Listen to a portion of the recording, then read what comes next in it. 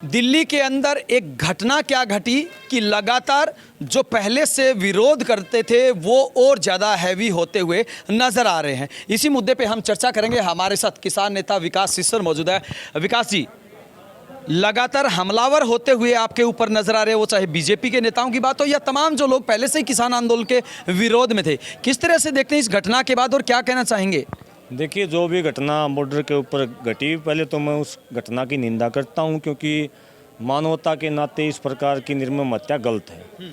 दूसरी बात मैं ये कहना चाहूँगा कि जिस प्रकार से बीजेपी इस घटना का प्रचार कर रही है, ऐसी आवश्यकता नहीं थी, क्योंकि जिसने भी घटना करी है उसने उसको एक्सेप्ट कर लिया है, मान लिया है, और उनके बयान भी आगे हैं कि इसका किसान आंदोलन से कोई लेना देना नहीं है।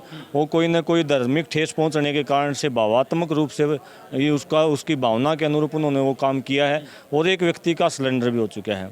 इसलिए अभी हमारा इससे कोई लेना देना। लेकिन लोग उस प्रकरण की तालिबान से तुलना कर रहे हैं। देखिए, लोग तो शुरू के दिन से, जो लोग आप जिसका नाम आप कर रहे हो, वो बड़ी मीडिया या कुछ बीजेपी के लोग जो हैं इसको आंदोलन को बदनाम करने के लिए शुरू के दिन से कर रहे हैं। हमने तो खालिस्तानी, आतंकवादी, तालिबानी सारे शब्द पहले से आते रहे हैं, और कितनी बार हम इस आंदोलन को बदनाम करने का प्रयास किया जा रहा है। लेकिन बिल्कुल निश्चित तौर पर ये दुनिया का सबसे बड़ा आंदोलन, सबसे शांतिपूर्ण चलने वाला आंदोलन है। निश्चित तौर पर हम सरकार को हरा कर वहाँ से वापस आएंगे। ऐसी बदनामियों से हमें फर्क नहीं पड़ता। 11 महीने का समय बीत गया है, उसके बावजूद भी आपकी सुनवाई नहीं, तो आखिरकार कब फैसला हो सकता है? देखिए, लोकतांत्रिक देश है। लोकतांत्रिक देश में लोकतांत्रिक तरीके से लड़ाइयाँ लड़ी जाती हैं, और हम प्रयास कर रहे हैं कि सरकार लोकतांत्रिक तरीके से ही माने, क्योंकि देश हमारा, जनता हमारी। हम किसी प्रकार का टकराव सरकार के साथ नहीं चाहते, क्योंकि देश को नुकसान करना हमारा कोई उद्देश्य नहीं। लेकिन उसके बावजूद भी लगातार किसान नेताओं का विरोध कर रहे हैं। देखिए, उनका काम है उन किसान नेताओं का विरोध करना, क्योंकि उनको जो वहाँ चोट मारी है किसान नेताओं ने, जहाँ विपक्षी पार्टियाँ भी जहाँ चोट नहीं मार सकी थी, वहाँ चोट किसान नेताओं ने मारी है। इसलिए किसान नेता उनको दुश्मन दिखाई दे रहे हैं। दो लड़ाइयाँ हम आज के टाइम पर लड़ रहे हैं। एक तो किसानों की लड़ाई लड़ रहे हैं, मजदूर की लड़ाई लड़ रहे हैं। दूसरी तरफ हम हिंदुस्तान के अंदर विपक्षी पार्टी की भूमिका में भी जो है किसान आंदोलन खड़ा है, क्योंकि विपक्षी पार्टी मैं समझता हूँ बिल्कुल नष्ट हो चुकी हैं। कहीं ना कहीं उनके ऊपर भी प्रभाव बीजेपी का पड़ चुका है।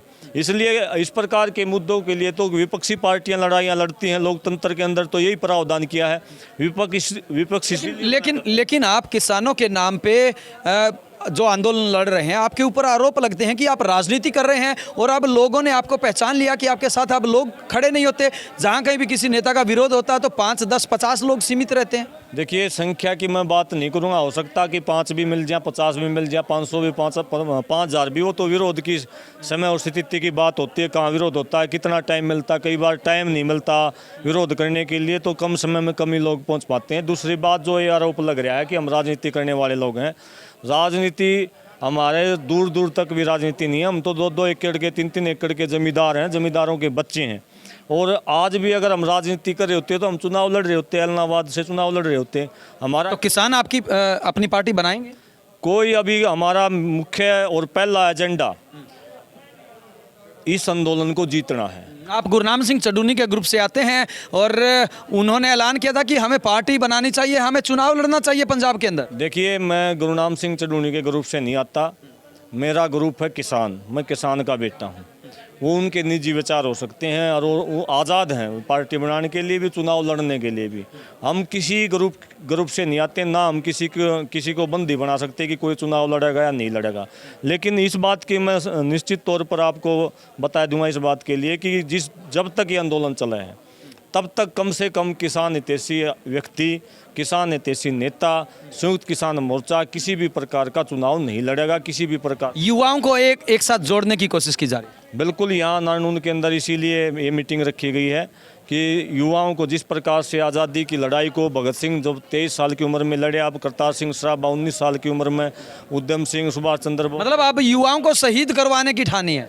कोई शहीद नहीं होगा। ये अब तब तो जो है गुलाम देश था, अब आज़ाद देश है, कोई शहीद नहीं होगा यहाँ। जनता का राज है, जनता के द्वारा चुना हुआ राज है, यहाँ शहीदी की कोई बात नहीं। काफ़ी सारे और भी युवा हमारे साथ मौजूद है। किस तरह से देखते हैं आंदोलन को? 11 महीने का समय बीत गया है और सरकार अभी आपकी बात मानती हुई नजर नहीं आ रही, और साथ में युवाओं को युवा पंचायत के माध्यम से जागरूक करने की कोशिश की जा रही है। देखिए, जो 31 तारीख को खटखटोल पे जो युवा छात्र पंचायत रखी गई, उसका मेन उद्देश्य छात्रों को भी जोड़ना है। क्योंकि देखिए, आप बीजेपी जो कार्यक्रम करी, छात्रों यूनिवर्सिटियों और कॉलेजों को उन्होंने अपना अड्डा बनाने का काम कर लिया।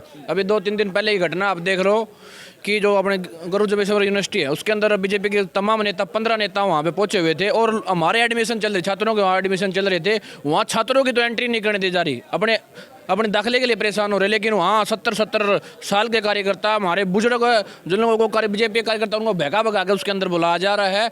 तो देखिए, छात्रीन लोगों से छात्र और युवा सब परेशान हो रखा है, क्योंकि एक तो रोजगार नहीं है सरकार के पास देने के लिए, और दूसरा जो हमारे ये कॉलेज यूनिवर्सिटी हैं, उनके अंदर भी अपना कब्जा करने की जो बिल्कुल राजनेताओं के द्वारा यूनिवर्सिटी और शिक्षण संस्थानों के ऊपर कब्जा करने की बात कही जा रही है। क्या युवा अब आगे इस आंदोलन में भूमिका निभा पाएंगे? हाँ जी, जो 31 अक्टूबर की जो खटखटोल पे पंचायत है, युवा छात्र, युवा किसान और मजदूर की, उसमें पूरा नारनौंद हल्का का युवा पूरी तन मन धन से भागीदारी करेगा और ज़्यादा से ज़्यादा संख्या में पहुँचेंगे। वहाँ जाकर सरकार को एक बात बताना चाहते हैं कि इस आंदोलन में बुढ़िया के तो हमने मतलब तंग करे लिए थे, इब जवान आगे आने लग रहे हैं, तो हमने तंग होना पड़ेगा इस बात में। जी बिल्कुल। किस तरह से देखते हैं? देखिए, हमारा जो उद्देश्य है 31 तारीख को जो खटखटोल प्लाजा पे छात्र युवा किसान महापंचायत बुलाई गई है। वैसे तो आज बीजेपी की सरकार में हर वर्ग दुखी है, चाहे छोटा दुकानदार है या कर्मचारी है।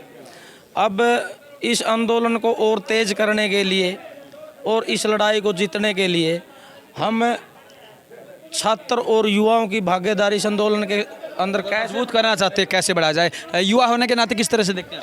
देखो जी, इस आंदोलन को युवाओं ने बहुत शांतिमय तरीके से इसका साथ दिया है। हिंदुस्तान में शायद पहली बार ऐसा होया है कि 11 महीने तक आंदोलन चला और युवाओं ने उसका साथ दिया। युवा उसको आगे बढ़ा रहे हैं।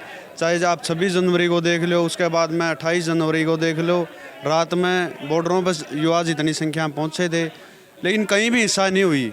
इतना बड़ा काम देखो कि हिंदुस्तान में इतना बड़ा आंदोलन कहीं हिस्सा नहीं हो रही।